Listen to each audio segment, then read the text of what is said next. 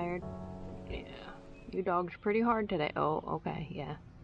Taking a nap in the sun. So, when we got back, Patrick noticed that the propane was hissing. And you just bought new lines for this, right? These lines. Yeah, because they're cracked already. You've replaced those last year. Yeah. They already have a bunch of cracks in them. I mean, I guess it's in the full sun most of the time, so... I know where right here.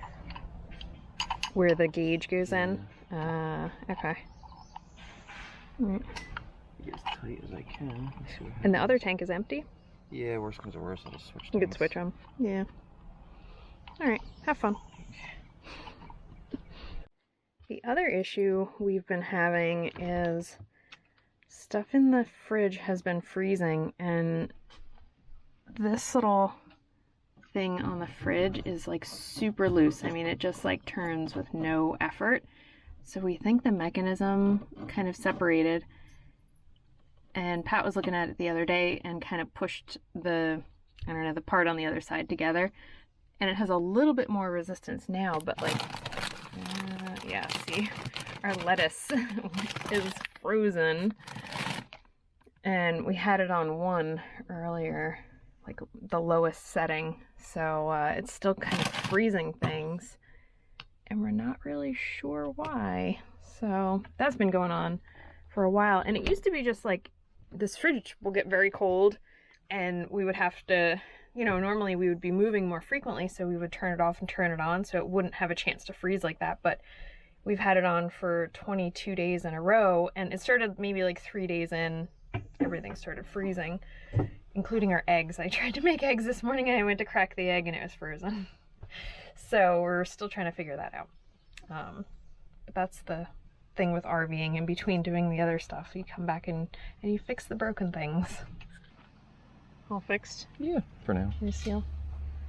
Okay. That's why it's good to have that, with that leak spray. Yeah. That's one of the things we threw in. Detector. Yeah. I like the spray too. You can get the stuff where you paint on, like, kind of like with a sponge. Oh. But it's all, like these little parts that you can't get to, or paint the butt with a sponge. Or if it gets dirt on it, so you just spray it. Yeah. I got both really. Alright, one thing fixed. Today we're gonna go check out the other side of where the river kind of disappears and goes under the ground into the sinkhole. The other side is called River Rise. So we want to go see what that's all about. Kind of easy to miss, it's just like right on the side. The entrance to River Rise is just a couple minutes down the road from Olino, but then we realized we didn't have any singles for the entry fee. So we were going in and we saw you have to pay $4 when you go into the state park and put it on a little envelope like we did yesterday, and we didn't have any cash on us, or at least not small bills, so we were like, we should just get the state park pass. So we went back to Olino and we were gonna get the state park pass, which was, I thought was gonna be like $60 for the year, because that's about what it is in New Jersey, right? Mm-hmm. And the federal one. But he said that we needed the family one to cover both of us, so it was $129 with tax. But now we have our Florida State Park Pass. I was like, we better visit every park in Florida for $129. So now we're gonna go back to River Rise, and it looks like it's about a 1.5 mile hike to get to where the river actually comes out of the ground again. We're at the River Rise East Trailhead. There's a couple different parking areas. This is where we're camping, and this is the area that we were hiking in the other day. So we came in the entrance down here, and then we're just gonna hike straight up here to River Rise, which is where that comes out, because we saw where it goes into the sinkhole. Good network of trails, and when we got here, there was actually a couple who had just put their horses back in, and there's a horse washing station over there. They were giving the horses a bath before they loaded them back up into the trailer, so that's super neat. If you saw our prior video from Olino, we visited the river sink, where the river just disappears down into the limestone caves, and now we're going to see the opposite end, where the river reappears 3 miles later, just coming out of the ground. They're talking about the way that the springs work here, and they have this piece of limestone, basically saying it's like a a rocky sponge where the water can just go through it. And that's why they have all these weird places where the water goes above the ground into a river and then disappears under the ground. So I'm thinking the river rise is probably over here. You're just walking through the forest and all of a sudden you come to this sunken area full of water. It's one of the things that makes this part of Florida so unique. So many sinkholes and springs. There is the river rise, where the water comes out of the limestone caves underground and reemerges and just continues along on its way like nothing ever happened. And I think if you didn't have the signs to tell you what this was, you might not realize what was happening and how unique this experience is.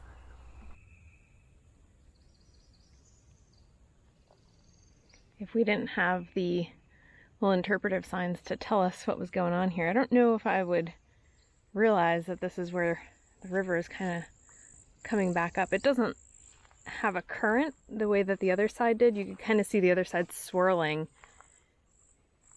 where this just seems like a rather still area.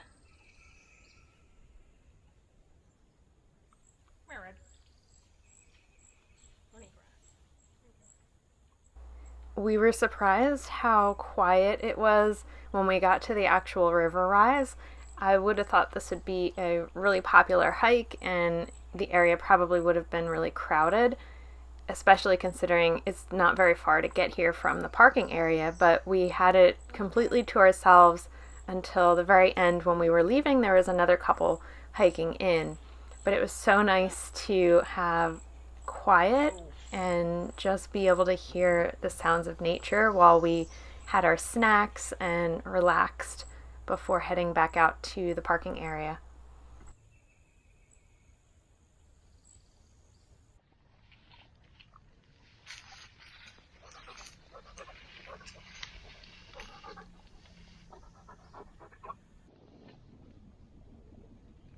This was nice. I'm glad we came to see the other side.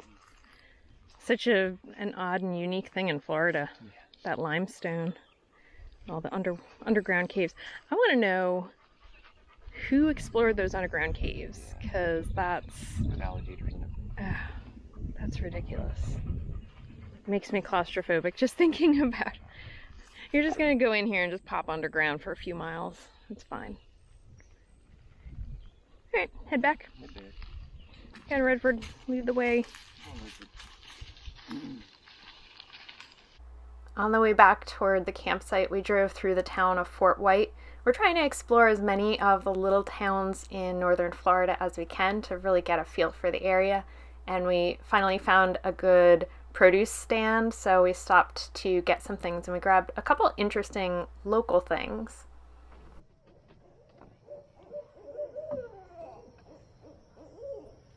When we got back to the campsite and it was getting dark, we were visited once again by the owls, which I think is just such a fun thing.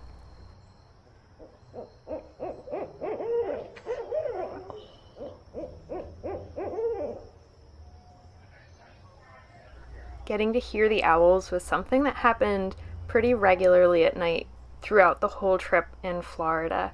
But on this particular night, they were right above the Scamp, and I actually saw them. I usually didn't get to see them, but it flew right over the top of us. So neat.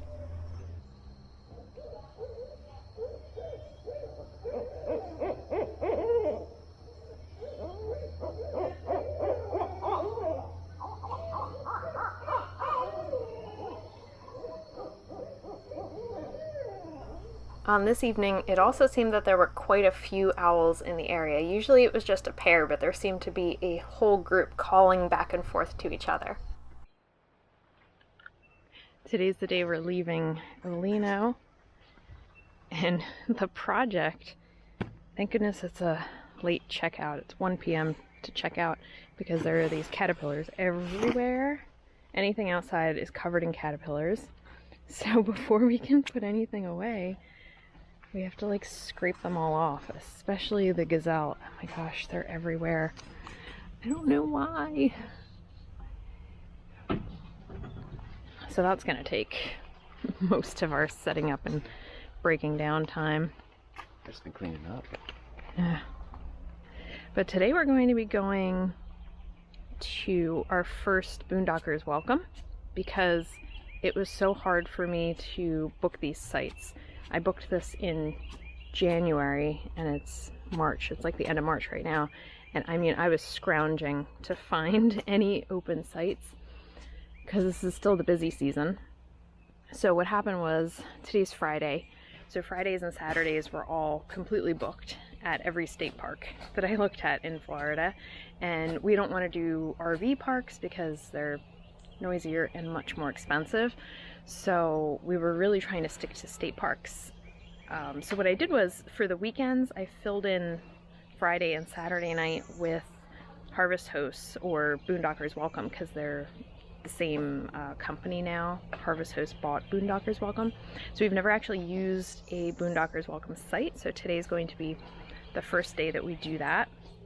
And it looks really nice. It's supposed to be one of the most popular used sites in this area of Florida. So it should be a good one.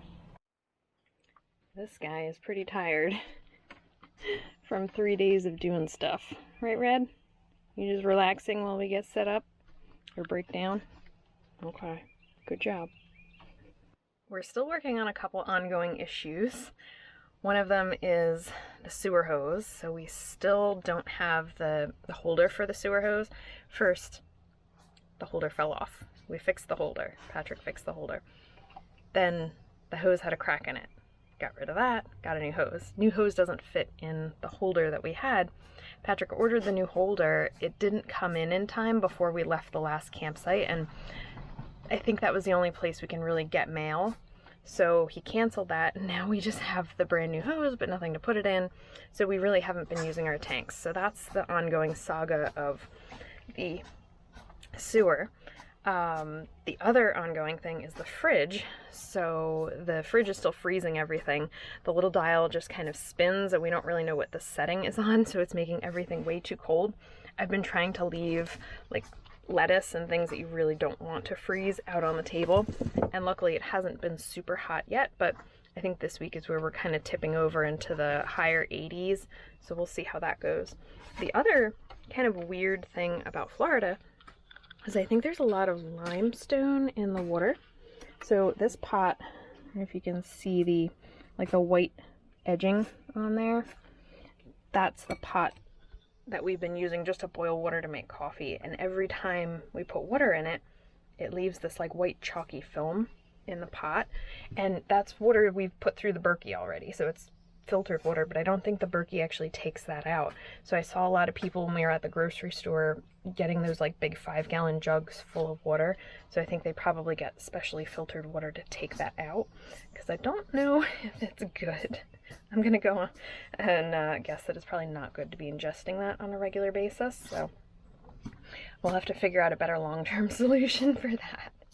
We didn't leave Olino State Park until just a couple minutes until 1 because we had to peel all those caterpillars off of everything. But once we were on our way, we found that the Boondockers Welcome site was down this absolutely beautiful road. We were so happy. And if you want to see what our first experience is like with Boondockers Welcome, make sure that you are subscribed, and we will see you in the next video from Florida. A special thank you to our Patreon members for your support in creating these videos. The next president to be, the news and what you hear, your career. It's time for you to face those fears, and it's all fair to be aware, and I'll be there. So don't be scared. Just take a deep breath of air. And 1, 2, 3 to 10, you begin to focus again. And though time flies, we'll have enough to realize this bigger than the both of us.